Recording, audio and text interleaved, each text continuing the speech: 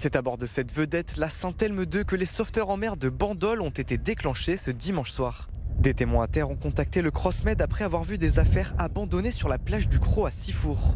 Une fausse alerte qui a également mobilisé police, sapeurs-pompiers terrestres et nautiques, mais aussi un hélicoptère de la marine. Tous ces moyens ont été réquisitionnés sur à peu près 1 heure pour rechercher la victime potentielle.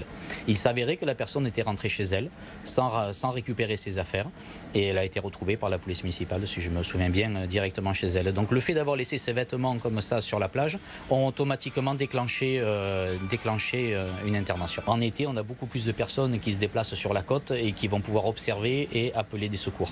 En hiver, il y a beaucoup moins de monde qui se déplace, donc beaucoup moins de fausses alertes. Je suis maintenant à bord du Timothy, le semi-rigide de 6,50 m qui accompagne le Saint-Elme 2 en mer.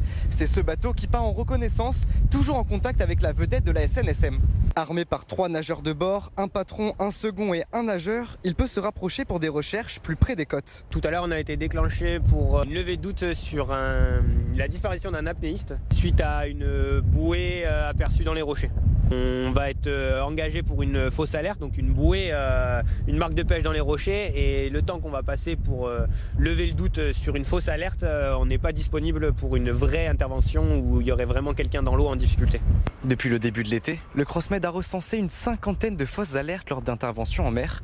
De son côté, la SNSM préconise de ne jamais laisser ses affaires sur les plages et surtout de prévenir un proche lors d'une sortie en mer pour limiter les fausses alertes.